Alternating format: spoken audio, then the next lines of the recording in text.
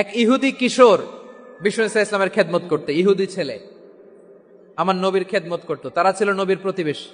তো অনেকদিন হয় ইহুদি ছেলেটা আসে। এই পৃথিবীতে আল্লাহর সবচেয়ে বেশি প্রশংসা করেছেন বিশ্বনবী মুহাম্মদ সাল্লাল্লাহু,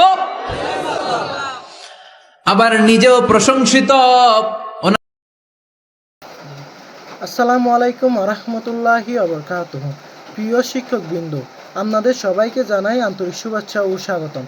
আমরা সবাই জানি ইসলাম একটি পূর্ণাঙ্গ জীবন ব্যবস্থা। এই দিন আমাদের শিখিয়েছেন কিভাবে চলতে হবে, কিভাবে কথা বলতে হবে, কিভাবে মানুষকে ভালোবাসতে হবে এবং কিভাবে আল্লাহর সন্তুষ্টি অর্জন করতে হবে। আজকের এই আলোচনার মাধ্যমে আমরা চেষ্টা করব কুরআন ও হাদিসের আলো থেকে কিছু শিক্ষা নেওয়ার, আমাদের ভুলগুলো সংশোধন করার, এই সত্যিকারের অর্থ মুসলমান হিসাবে নিজেদের গড়ে তোলার। তাই অনুরোধ রইল, মনোযোগ দিয়ে শুনবেন, চিন্তা করবেন, আর যা শিখবেন তা নিজের জীবন এক ইহুদি কিশোর এবং বিষ্ণু ইসলামের খেদমত করতে, ইহুদি ছেলে। চলুন শুরু করি আমার নবীর খেদমত করত, তারা ছিল নবীর প্রতিবেশী। তো অনেকদিন হয় ইহুদি ছেলেটা আসে না। বিশ্বনবী খোঁজ দিলেন, ঘটনা কি? একটা ইহুদি ছেলে না আমার খেদমতে আসতো, ছেলেটা কই? খোঁজ নিয়ে জানলেন ছেলেটা অসুস্থ। বিষ্ণু ইসলাম ওই ইহুদির বাড়িতে চলে গেলেন ওই ছেলেটাকে দেখা করার জন্য, ভিজিট করার জন্য। সুবহানাল্লাহ পড়বেন না? গেলেন, যে দেখে ইহুদি ছেলেটা মুমূর্ষ, জান যায় যায় ভাব, বিছানায় পড়ে আছে, তার বাবা দাঁড়ানো। বিশ্বনবী তার মাথার পাশে বসলেন, মাথায় হাত বুলিয়ে দিলেন, আর ছেলেটাকে বললেন, আসলিম, হে ইহুদি ছেলে, আসলিম, ইসলাম ধর্ম গ্রহণ করো। তো ছোট্ট ছেলে ভাবে আমরা ইহুদি, এখন ইসলাম ধর্ম গ্রহণ করলে আব্বা যদি বকা দেয়। ফানাযারা ইলা ওয়াজহি আবি, ছেলেটা তার বাবার চেহারার দিকে তাকালো, দেখে আব্বা কি কয়। আব্বা যদি বলে তাইলে ইসলাম ধর্ম গ্রহণ করব। ইহুদি ছেলেটা তার বাবার দিকে যখন তাকালো, ওর বাবা বলে, আতি আবুল কাসিম, আবুল কাসিম যা বলে তাই করো। আবুল কাসিম হচ্ছে বিষ্ণু ইসলামের একটা কুনিয়াত, উপনাম। আমার রাসূলের বড় ছেলের নাম ছিল কাসেম। যেমন দেখবেন আমাদের এলাকায় কারো ছেলের বড় ছেলের নাম যদি হয় আব্দুল্লাহ, এরা আব্দুল্লাহর বাপ বলে ডাকে। কারো বড় মেয়ের নাম যদি হয় ফাতেমা, এরা কি ডাকে? ফাতেমার বাপ বলে না? তো বিষ্ণু ইসলামের বড় ছেলের নাম ছিল কাসেম। ইহুদি বাবা বলল, আতি আবুল কাসেম, আবুল কাসেম যা বলে তাই শোনো, মানে মোহাম্মদ যা বলে তাই শোনো। এই কথা শুনে ছেলে সাহস পাইছে, ছেলে আবার পড়তে আরম্ভ করলো, আশহাদু আল্লাহ ইলাহা ইল্লাল্লাহ ও আশহাদু আন্না মুহাম্মাদার রাসূলুল্লাহ, পড়েন আল্লাহু আকবার। বিশ্বনবীর আহ্বান শুনে ওই আহ্বানে সাড়া দিয়ে ইহুদি ছেলে শাহাদা পড়ে মুসলমান হয়ে গেল। তার হৃদয়টারে ইমানের নূর দিয়ে আলোকিত করে দিল কে? এবার রাসূল সাল্লাল্লাহু আলাইহি ওয়াসাল্লাম বের হয়ে আসলেন ঘর থেকে, আর বললেন, আলহামদুলিল্লাহিল্লাযী আনকাযাহু মিনান নার, প্রশংসা সে আল্লাহর, যে আল্লাহ জাহান্নামে চলে যাচ্ছিল প্রায় এমন একটা লোককে মুহূর্তের মধ্যে কালেমায়ে শাহাদাতের বদৌলতে জান্নাতি বানায় দিলেন। আওয়াজ করে পড়েন সুবহানাল্লাহ। বিষ্ণু ইসলামের স্ত্রীর নাম ছিল আয়েশা রাদিয়াল্লাহু তাআলা আনহা, আবু বকর রাদিয়াল্লাহু তাআলা আনহুর মেয়ে। আবু বকর রাদিয়াল্লাহু তাআলা আনহুর আরেক মেয়ের নাম হচ্ছে আসমা। দুজনই আবু বকর রাদিয়াল্লাহু তাআলা আনহুর মেয়ে, আসমা আর আয়েশা, দুজন বোন, এক মায়ের না, বাবা এক মা দুজন। আয়েশা রাদিয়াল্লাহু তাআলা আনহার মায়ের নাম উম্মে রুমান, আর আসমা রাদিয়াল্লাহু তাআলা আনহার মায়ের নাম কুতাইলা বিনতে আব্দুল উজ্জা। আবু বকর রাদিয়াল্লাহু তাআলা আনহু 4টা বিয়ে করেছিলেন। একই ঘটনা ঘটেছে এই ফ্যামিলিতে। আসমা ইসলাম ধর্ম গ্রহণ করে মুসলিমা, কিন্তু তার মা কোতাইলা মুশরিকা। আই রিপিট, বোঝার জন্য আমি আবারও বলি, আসমা রাদিয়াল্লাহু তাআলা আনহা মুসলিমা, আর আসমার মা কোতাইলা মুশরিকা। তার মানে মেয়ে মুসলিম, মা অমুসলিম, ভেজাল আছে না নাই? কিন্তু কোতাইলা আর ধৈর্য ধারণ করতে পারে না। নার ছেড়া ধন, কলিজার টুকরা ধন, কলিজার টুকরা সন্তান আসমারে দেখতে বড্ড মন চায়। সাইয়েদনা আসমা রাদিয়াল্লাহু তাআলা আনহা মক্কা থেকে হিজরত করে মদিনায় চলে গেলেন হুদাইবিয়ার পর।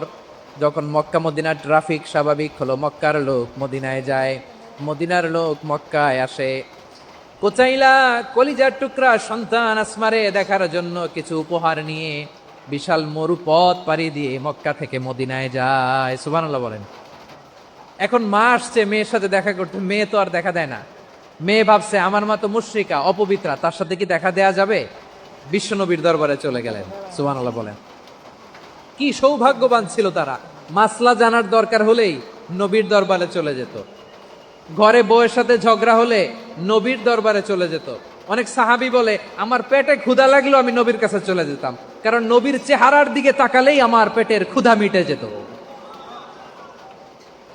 সাইয়েদনা উসমান রাদিয়াল্লাহু তাআলা আনহা বিশ্ব নবীর কাছে চলে গেলেন, যে বললেন ইয়া রাসূলুল্লাহ হে ইয়া হাবিবাল্লাহ ইন্না উম্মি কাদিমাতুন ইলাইয়া ওয়া হিয়া রাগিবা। আমার মা মক্কা থেকে অনেক দূর মরুর পথ পাড়ি দিয়ে উপহার সামগ্রী নিয়ে মদিনায় আমার সাথে দেখা করতে এসেছে গো নবী। আমার জানতে বড্ড ইচ্ছে হয় আমি আমার মুশরিকা মায়ের সাথে একটু দেখা করতে পারবো কিনা। আফা আসিলুহা, আগে যেমনি আমি আমার মায়ের সাথে ভালো আচরণ করতাম, যেমনি আমি আমার মায়ের সাথে সদাচরণ করতাম গো নবী, এখন আমি মুসলিমা মা মুশরিকা, এখনো কি আগের মতো সদাচরণ করতে পারবো নাকি? বিশ্বনবী বললেন নাম সিলিহা, হ্যাঁ রে আসমা, অবশ্যই অবশ্যই, আগে ঠিক যেমন তুমি তোমার মায়ের সাথে ভালো আচরণ করতে এখনো তেমনি আগের মতো ভালো আচরণ করবা। আওয়াজ করে পড়েন সুবহানাল্লাহ। সপ্তম হিজরিতে বিষ্ণু ইসলাম সব সুপার পাওয়ারের কাছে চিঠি দিলেন, রোমান সম্রাটের কাছে, পারস্য অধিপতির কাছে, মিশরের অধিপতির কাছে, সবার কাছে চিঠি লিখলেন। চিঠির ভাষা ছিল এরকম, মিন মুহাম্মাদিন রাসূলিল্লাহ ইলা মুকাউকিস আযীমিল কিবত, মুহাম্মদ রাসূলুল্লাহর পক্ষ থেকে মিশরের বাদশার কাছে, আসলিম তাসলাম, ইসলাম মানো শান্তিতে থাকবা, সালামুন আলা মান ইত্তাবা আল হুদা, শান্তি তার জন্য যে হেদায়েতের অনুসরণ করে। সুবহানাল্লাহ পড়েন। তো এই চিঠি অনেকে ভালোভাবে রিসিভ করেছে, অনেকে এই চিঠি পাওয়ার পরে নবীর কাছে আবার ইন রিটার্ন উপহার পাঠিয়েছে। কি পাঠিয়েছে? উপহার। মিশরের বাদশাহ মুকাউকিস তিনি বিশ্বনবীকে বিশাল এক উপহারের ডালি পাঠিয়েছেন। মিশরের বাদশাহ মুকাউকিস ছিলেন ধর্মে খ্রিস্টান। লালমনিরহাটের ভাইয়েরা আওয়াজ করে বলেন, মিশরের বাদশাহ ধর্মে কি ছিল? খ্রিস্টান। কি উপহার দিয়েছিল আমার নবীকে? শুনতে মনে চায়? 1000 স্বর্ণ মুদ্রা। 1000 স্বর্ণ মুদ্রা। 2টা খ্রিস্টান দাসী, একজনের নাম মারিয়া বিনতে শামউন আল কিবতিয়া, আরেকজনের নাম সিরিন বিনতে শামউন আল কিবতিয়া। একজন খ্রিস্টান দাস 20 থান কাপড় জামা বানানোর জন্য, আমরা নবী যেন সেলাই করে জামা বানাতে পারে এজন্য 20 থান কাপড়, 20 থান ফাইন গার্মেন্ট। সুবহানাল্লাহ পড়বেন না? এরপরে একটা গাধা যেটার নাম ছিল উফাইর, আর একটা খচ্চর, এটার নাম ছিল দুলদুল। খচ্চর চিনেন? গাধা আর ঘোড়ার ক্রসিং এ যে প্রাণীটা দুনিয়াতে আসে ওটার খচ্চর বলে। তো এই যে সুপার পাওয়ার খ্রিস্টান বাদশার কাছে নবী চিঠি লিখলেন, ওই খ্রিস্টান বাদশাহ আমার নবীকে উপহার দিল। বিশ্বনবী এই উপহারগুলো সানন্দে গ্রহণ করেছে। সুবহানাল্লাহ পড়বেন না? তাহলে অমুসলিম কেউ যদি আপনাকে উপহার দেয়, হালাল উপহার হলে আপনি গ্রহণ করতে পারবেন। অনুরূপভাবে পারস্যের বাদশাহ, রোম সম্রাট বিশ্বনবীকে উপহার পাঠিয়েছেন। আমার নবী সবগুলো উপহার গিফট গ্রহণ করেছেন। সুবহানাল্লাহ বলেন। তাহলে প্রিয় লালমনিরহাট আওয়াজ করে বলুন, ইসলাম কি ন্যারো মাইন্ডেড রিলিজিয়ন না ব্রড মাইন্ডেড? আম্মাজান আয়েশার কাছে মাসালা জানতে চায় মেয়েরা, হে আম্মাজান, অগ্নি উপাসকেরা তাদের ঈদের দিন নওরোজের সময় আমাদেরকে পাখি দেয়, নেওয়া যাবে? উনি বললেন ওরা জবাই করে দিলে নেওয়া যাবে না, কিন্তু ওরা যদি ফলমূল এরকম খাবার দেয় এগুলো নেওয়া যাবে। তার মানে অমুসলিমদের দেয়া উপহার এটা গ্রহণ করা যায়। সুবহানাল্লাহ বলেন। শুধু তাই নয়, বিষ্ণু ঈসা ইসলাম অমুসলিমদের সাথে আর্থিক লেনদেনও করেছেন, ফিনান্সিয়াল ডিলিং করেছেন। অমুসলিমদের সাথে প্রয়োজনে আপনি ফিনান্সিয়াল ডিলিং করতে পারবেন। আমরা প্রায় দেখি বাজারের মিষ্টির দোকানগুলো আমার হিন্দু ভাইদের। লালমনিরহাটে মিষ্টির দোকান, দইয়ের দোকান কারা চালায়? হিন্দুরা চালায় না? তারপরে যে বারবার শপ, চুল কাটে যে নাপিত, অধিকাংশ নাপিতের দোকানে কারা? আমার হিন্দু ভাইরা। তা আপনি চুল কাটতে পারবেন কিনা? পারবেন কিনা বলেন? পারবেন। তার দোকান থেকে দই মিষ্টি কিনতে পারবেন কিনা? হ্যাঁ, আমার মুসলিম ভাইয়ের দোকান থাকলে ওইটারে আমি বেশি প্রায়োরিটি দিব, ঠিক কিনা? কিন্তু যদি তাদের সার্ভিস নিতে চান, প্রোডাক্ট নিতে চান, পারবেন। তার দলিল সহিহ বুখারী, আম্মা জান আয়েশা রাদিয়াল্লাহু তাআলা আনহা বলেন, ইশতারা রাসূলুল্লাহ সাল্লাল্লাহু আলাইহি ওয়াসাল্লাম মিন ইয়াহুদিয়িন তুআমান ওয়া রাহানাহু দিরআহু মিন হাদিদ। রাসূল সাল্লাল্লাহু আলাইহি ওয়াসাল্লাম এক ইহুদির কাছ থেকে, কার কাছ থেকে?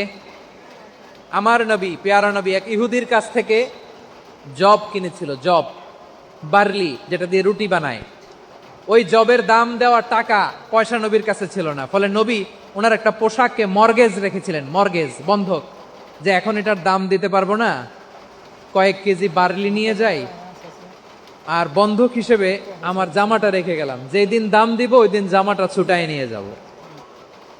বাকিতে নিছিলেন, বাকিতে। দিরআহু মিন হাদিদ, লোহার তৈরি বর্ম, মানে যুদ্ধের পোশাক, লোহা দিয়ে বানানো।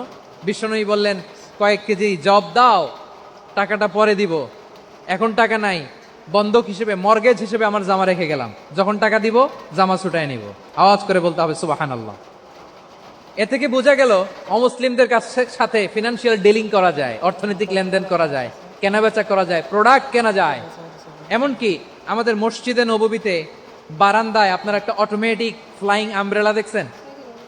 সূর্য যখন বাড়ে মসজিদে নববীর বারান্দায় ইয়ার্ডের মধ্যে অটোমেটিক্যালি কিছু আমব্রেলা আছে, সা করে খুলে যায়, আর সূর্যের তাপ লাগে না। আবার সন্ধ্যাবেলায় এই আমব্রেলাগুলো ওরা ক্লোজ করে ফেলে, দেখেন নাই না? দেখছেন? এই মসজিদে নববীকে সর্বোচ্চ উন্নত মানের কনস্ট্রাকশন ইনফ্রাস্ট্রাকচারে ডেভেলপ করার জন্য কর্তৃপক্ষ কিছু অমুসলিম ইঞ্জিনিয়ারের, ডিজাইনারের সহায়তা নিয়েছিল। সুবহানাল্লাহ বলেন। কোন দলিলের ভিত্তিতে? এই দলিলের ভিত্তিতে যে বিষ্ণু ঈসা ইসলাম অমুসলিমদের সাথেও লেনদেন করেছেন। আওয়াজ করে বলতে হবে আল্লাহু আকবার। শুধু তাই নয়, ইন কেস অফ ইমার্জেন্সি, প্রয়োজনে ইসলামের খাতিরে, ইসলামকে সামনের দিকে এগিয়ে নিয়ে যাওয়ার জন্য অমুসলিমদের সাপোর্ট নেওয়া জায়েজ আছে। সুবহানাল্লাহ বলেন। অমুসলিমদের সাপোর্ট নেয়া, তাদের থেকে অর্থ নেয়া, পলিটিক্যাল সাপোর্ট, পলিটিক্যাল অ্যাসাইলাম নেওয়া জায়েজ আছে। খুলনাতে সর্বশেষ যে আমি প্রোগ্রাম করে গেলাম, সেখানে কয়েকশো হিন্দু ভাই আসছে আমাদের আলোচনা শুনতে, আলহামদুলিল্লাহ। অনেক বৌদ্ধরা আসে, অনেক খ্রিস্টানরা আসে। এবার সফরেও অনেক হিন্দু ভাইরা আমার সাথে দেখা করেছে, তারা বলেছে, হুজুর আমরা আপনার আলোচনা শুনি, আলহামদুলিল্লাহ বলেন। So it's our responsibility to present our religion to our non-Muslim brothers and sisters. আদতে বাংলাদেশের ইতিহাস বলে আমাদের দেশে কোনো দাঙ্গা নাই, আছে?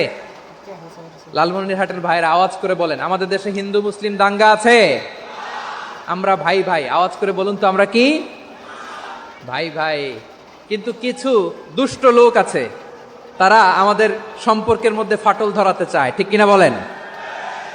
মাঝে মাঝে ঝগড়া লাগাতে চায়। দেখবেন পত্রপত্রিকায় দেখা যায় বিভিন্ন ধর্মীয় উপাসনালয়গুলোতে হামলা চালানো হয়, এগুলো রাজনৈতিক উদ্দেশ্য প্রণোদিত, এগুলোর সাথে ইসলামের কোনো সম্পর্ক নাই। এজন্য এই দুর্বৃত্তদের ব্যাপারে আমাদের সাবধান থাকতে হবে। আমরা সবসময় যেমনি ঐক্যবদ্ধ, ইউনাইটেড, আমরা যদি এরকম ইউনাইটেড থাকি, এই সমস্ত দুর্বৃত্তদের কালো হাত ভেঙে দিতে আমাদের 1 ঘন্টাও লাগবে না। চিল্লায় বলো ঠিক কিনা? আমরা সংঘবদ্ধ থাকবো। এই যে আমাদের পিসফুল কো এক্সিস্টেন্স, শান্তিপূর্ণ সহাবস্থান। হিন্দুরা পূজা করে, যেদিন হিন্দুদের পূজা অনুষ্ঠান, আমরা ওই দিন তাফসির মাহফিল করি না, ঠিক কিনা বলেন? যেদিন আমাদের তাফসিরুল কোরআনের প্রোগ্রাম, ওই দিন আমাদের হিন্দু ভাইরা ডিস্টার্ব করে না। সুবহানাল্লাহ। হিন্দুদের পূজা অনুষ্ঠানে মাদ্রাসার ছাত্র যে পাহারা দেয়, গোটা বিশ্বে এরকম দৃষ্টান্ত, নজির বিরল, ঠিক কিনা বলেন? আইন শৃঙ্খলা বাহিনীর পাশাপাশি মাদ্রাসার ছাত্ররা যে সেখানে পাহারা দেয়, গোটা পৃথিবীতে এই দৃষ্টান্ত আপনি পাবেন। মাদ্রাসার ছাত্ররা, তারা তো কোরআনের ধারক, তারা হাদিসের ধারক, তারা কেন মন্দির পাহারা দিবে?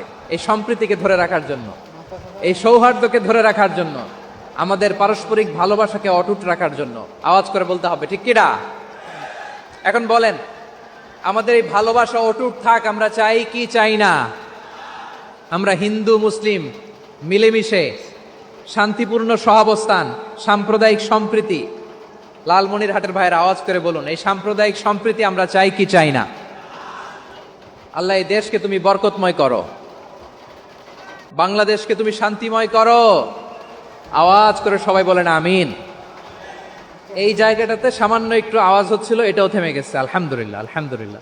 এখন একেবারে everything is in my control, মাশাআল্লাহ। ঠিক আছে, আমি মূল আলোচনায় যাই। প্রিয় ভাইরা, আমি বলেছিলাম আমার আলোচনার বিষয় হচ্ছে শান্তিপূর্ণ সহাবস্থান, সাম্প্রদায়িক সম্প্রীতি। আমরা দেখব ইসলাম আমাদেরকে কি কি দিক নির্দেশনা দেয়। আমি আপনাদের খেদমতে সূরাতুল আনআমের 108 নম্বর আয়াত তেলাওয়াত করেছি।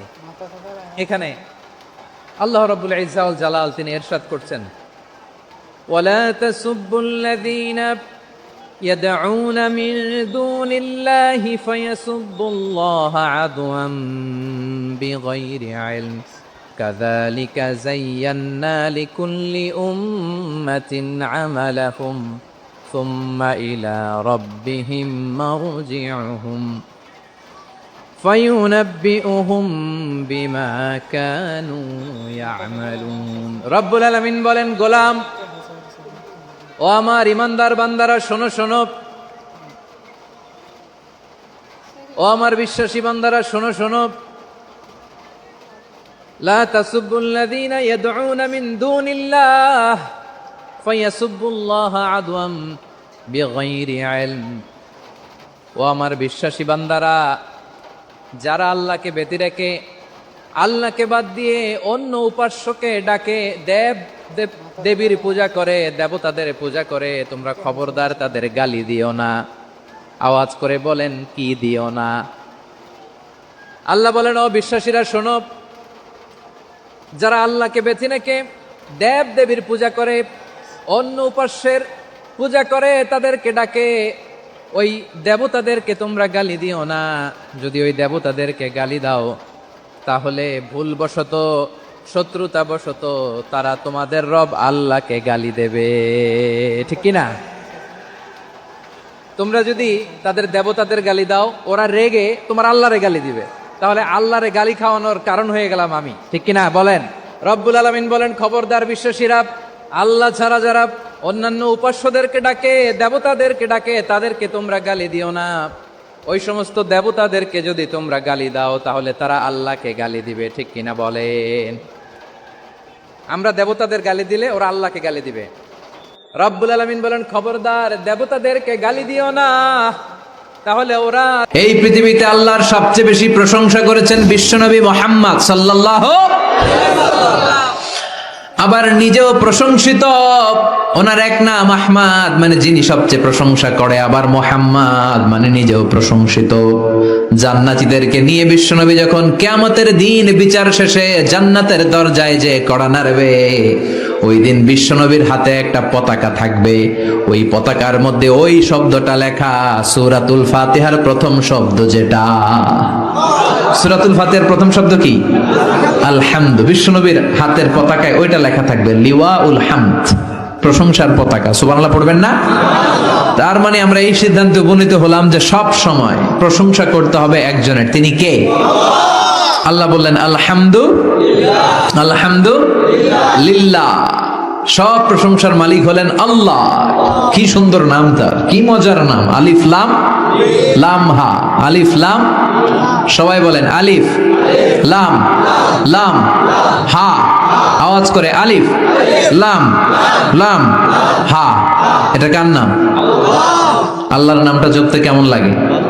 হৃদয় থেকে এই গভীর রাতে আল্লাহর একটা ডাক দেন তো, বলেন আল্লাহ।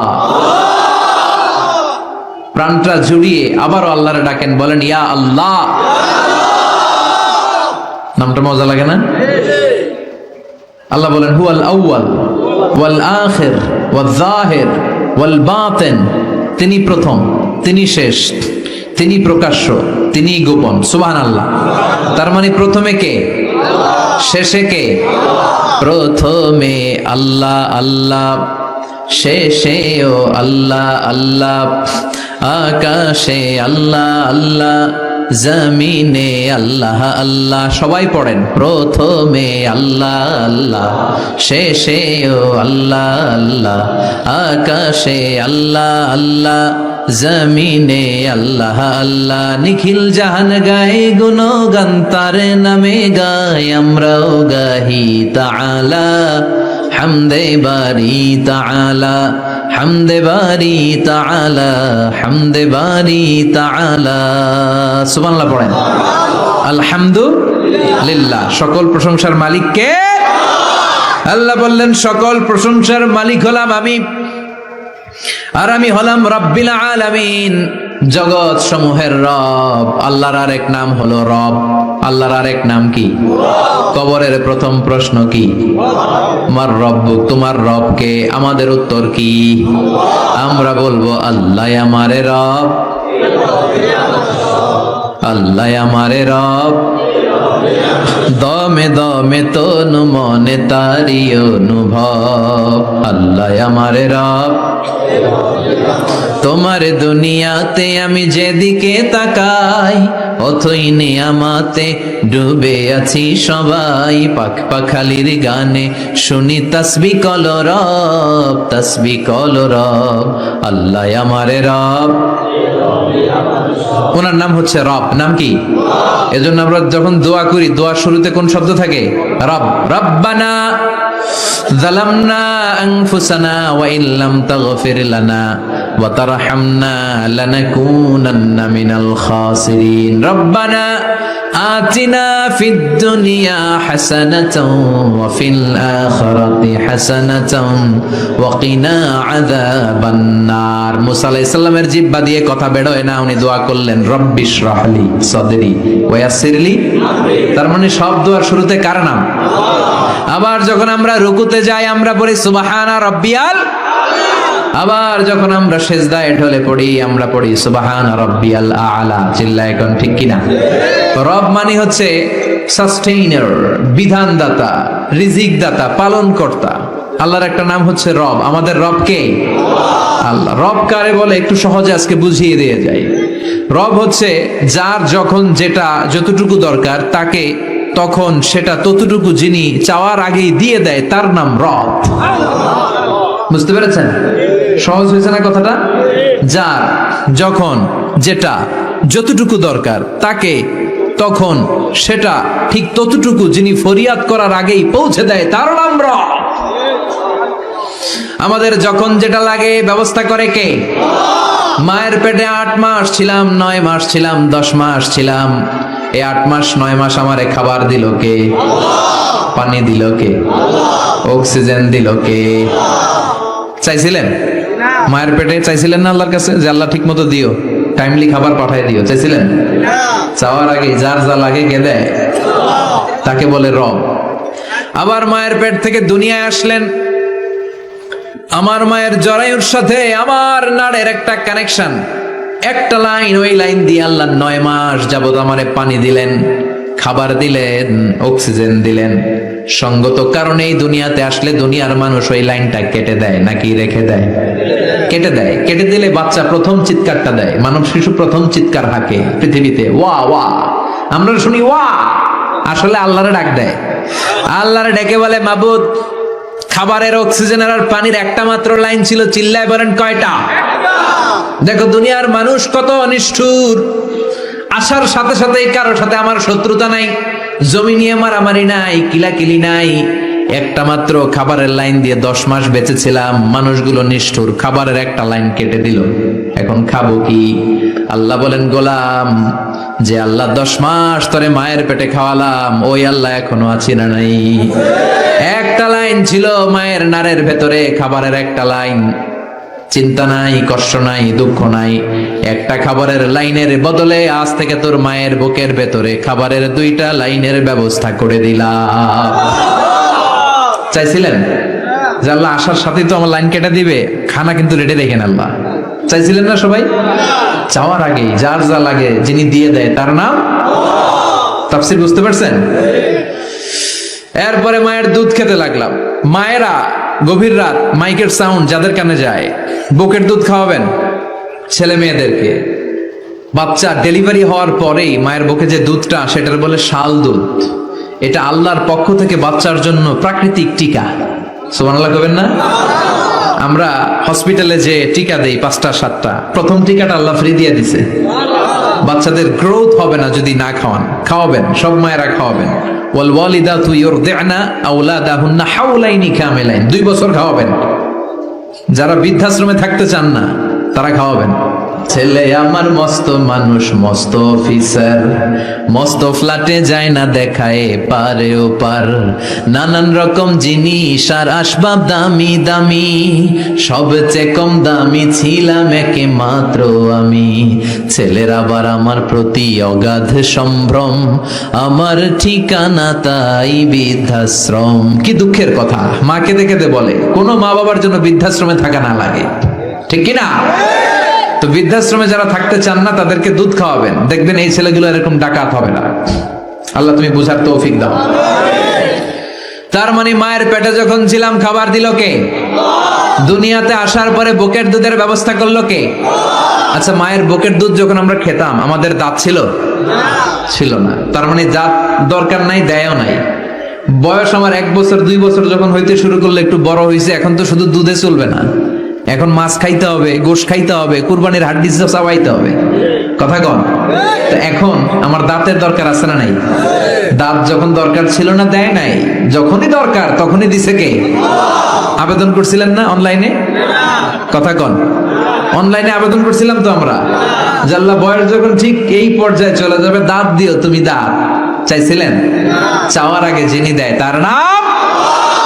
দেখেন বাংলাদেশে ভাল্লুক, উল্লুক, বাঘ যেগুলো আছে এগুলোর গায়ের পশমগুলো পাতলা।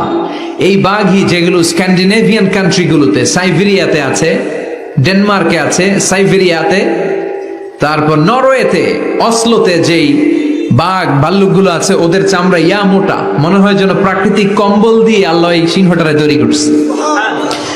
উট শুধু আরব দেশেই নাই, আরব দেশের উটের চামড়া বড় পাতলা, কিন্তু নরওয়ে স্ক্যান্ডিনেভিয়ান ওই বরফের এলাকাতে উট হয়, ওই উটের গায়ের মধ্যে ইয়া লম্বা লম্বা পশম।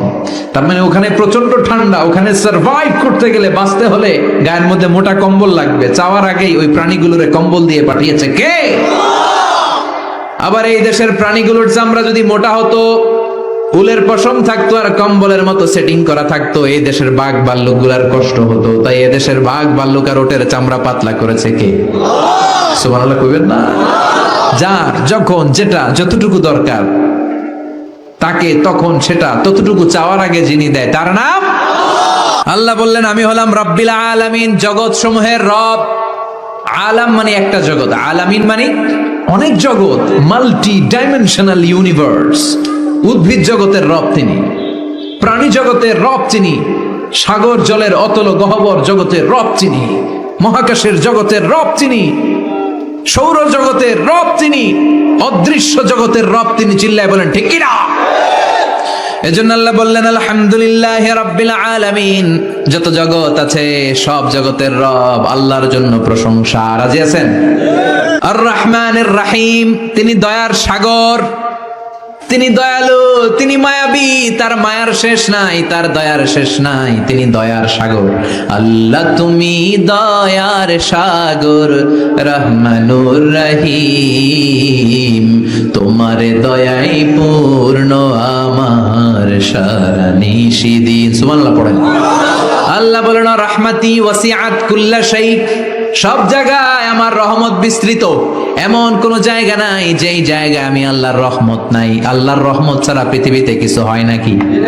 এই যে আজকে বসে আছি ওয়াজ শুনতেছি, কার রহমতে? কার দয়ায়? আল্লাহ বললেন এই রহমত, দয়ার, ভালোবাসারে আমি সৃষ্টি করার পরে 100 টুকরা করলাম। কয় টুকরা? 100 টুকরা করার পরে নিজের মধ্যে আমি 99 টুকরা দয়ার ভালোবাসা রেখে দিলাম। 1 টুকরা দয়া মায়া পৃথিবীর সবার মাঝে ঢেলে দিলাম। সাইয়েদনা আদম থেকে শুরু করে up to the day of judgment, কিয়ামত পর্যন্ত সবার মাঝে আল্লাহ রহমতের 1 টুকরা দিছে, ছিটে ফোঁটা।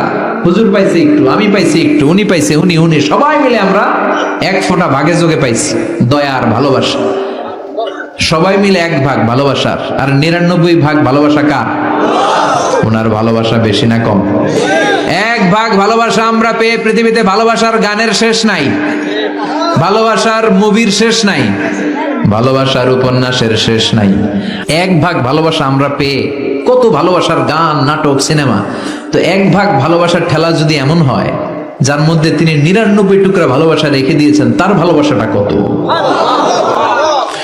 1 টুকরা ভালোবাসার নমুনা হিসেবে আমরা দেখি ছেলের জন্য বাবা জীবন দেয়, আছে না নাই?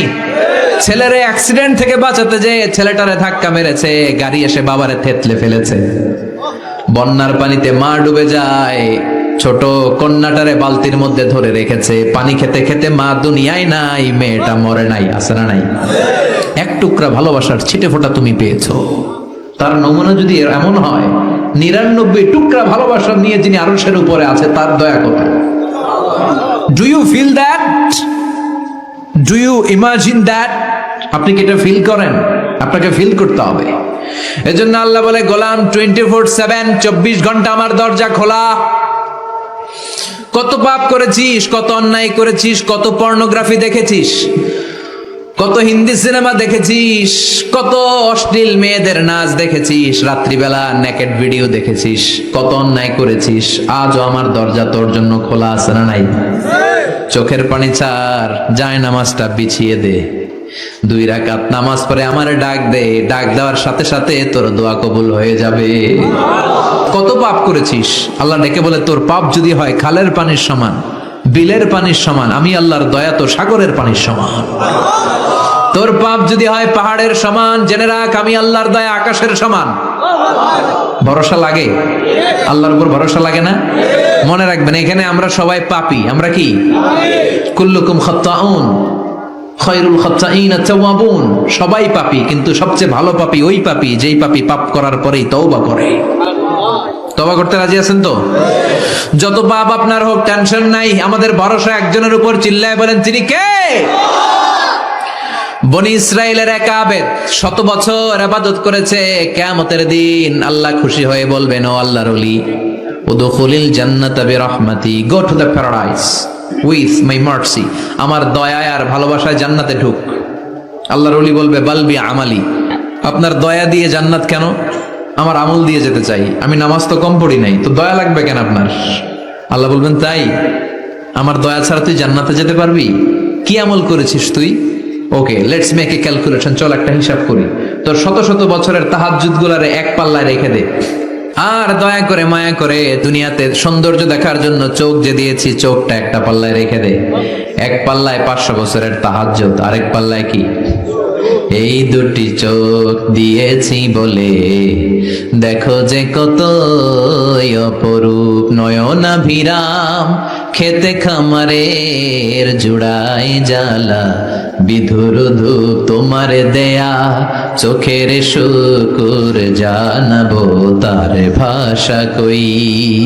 যতই দেখি ততই যেন পলক ছাড়া চেরই। সুবহানাল্লাহ পড়েন। এক পাল্লায় চোখ রাখা হবে, আর এক পাল্লায় 500 বছরের তাহাজ্জুদ রাখা হবে। ওজন দেওয়ার পরে দেখা যাবে মুহূর্তের মধ্যে চোখের পাল্লা ভারী হয়ে গেছে। আসসালামু আলাইকুম ওয়া রাহমাতুল্লাহি ওয়া বারাকাতুহু।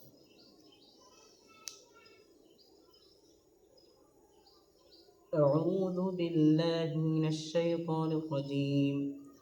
بسم الله الرحمن الرحيم. الحمد لله رب العالمين الرحمن الرحيم مالك يوم الدين. إياك نعبد وإياك نستعين. اهدنا الصراط المستقيم صراط الذين أنعمت عليهم غير المغضوب عليهم ولا الضالين. بسم الله الرحمن الرحيم. ألف لام ميم. ذلك الكتاب لا ريب فيه هدى للمتقين الذين يؤمنون بالغيب ويقيمون الصلاة ومما رزقناهم ينفقون والذين يؤمنون بما أنزل إليك وما أنزل من قبلك وبالآخرة هم يوقنون أولئك على هدى من ربهم وأولئك هم المفلحون. إن الذين كفروا سواء عليهم أنذرتهم أم لم تنذرهم لا يؤمنون. ختم الله على قلوبهم وعلى سمعهم وعلى أبصارهم غشاوة ولهم عذاب عظيم. ومن الناس من يقول آمنا بالله وباليوم الآخر وما هم بمؤمنين يخادعون الله والذين آمنوا وما يخدعون إلا أنفسهم وما يشعرون في قلوبهم مرض فزادهم الله مرضا ولهم عذاب أليم بما كانوا يكذبون وإذا قيل لهم لا تفسدوا في الأرض قالوا إنما نحن مصلحون ألا إنهم هم المفسدون ولكن لا يشعرون وإذا قيل لهم آمنوا كما آمن الناس قالوا ونؤمن كما آمن السفهاء ألا إنهم هم السفهاء ولكن لا يعلمون وإذا لقوا الذين آمنوا قالوا آمنا وإذا خلوا إلى شياطينهم قالوا إنا معكم إنما نحن مستهزئون الله يستهزئ بهم ويمدهم في طغيانهم يعمهون أولئك الذين اشتروا الضلالة بالهدى فما ربحت تجارتهم وما كانوا مهتدين مثلهم كمثل الذي استوقد نارا فلما أضاءت ما حوله ذهب الله بنورهم وتركهم في ظلمات لا يبصرون ثم بكم عمي فهم لا يرجعون أو كصيب من السماء فيه ظلمات ورعد وبرق يجعلون أصابعهم في آذانهم من الصواعق حذر الموت والله محيط بالكافرين يكاد البرق يخطف أبصارهم كلما أضاء لهم مشوا فيه وإذا أظلم عليهم قاموا ولو شاء الله لذهب بسمعهم وبصارهم إن الله على كل شيء قدير يا أيها الناس اعبدوا ربكم الذي خلقكم والذين من قبلكم لعلكم تتقون الذي جعل لكم الأرض فراشا والسماء بناء وأنزل من السماء ماء فأخرج به من الثمرات رزقا لكم فلا تجعلوا لله أندادا وأنتم تعلمون وإن كنتم في ريب مما نزلنا على عبدنا فأتوا بسورة من مثله وادعوا شهداءكم من دون الله إن كنتم صادقين فإن لم تفعلوا ولن تفعلوا فاتقوا النار التي وقودها الناس والحجارة أعدت للكافرين وبشر الذين آمنوا وعملوا الصالحات أن لهم جنات تجري من تحتها الأنهار كلما رزقوا منها من ثمرة رزقا قالوا هذا الذي رزقنا من قبل وأوتوا به متشابها ولهم فيها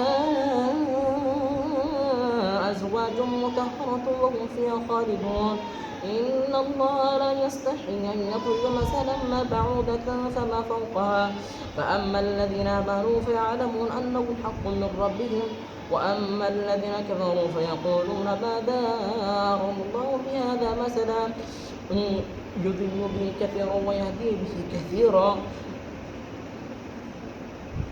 يضل به كثيرا ويهدي به كثيرا وما يضل به إلا الفاسقين الذين ينقضون عهد الله من بعد ميثاقه ويقطعون ما أمر الله به أن يوصل ويفسدون في الأرض أولئك هم الخاسرون كيف تكفرون بالله وكنتم أمواتا فأحياكم ثم يميتكم ثم يحييكم ثم إليه ترجعون هو الذي خلق لكم ما في الأرض جميعا ثم استوى إلى السماء فسواهن 7 سماوات وهو بكل شيء عليم وإذ قال ربك للملائكة إني جاعل في الأرض لي خليفة قالوا وتجعل فيها من يفسد فيها ويسفك الدماء ونحن نسبح بحمدك ونقدس لك قال إني أعلم ما لا تعلمون وعلم آدم الأسماء كلها ثم عرضهم على الملائكة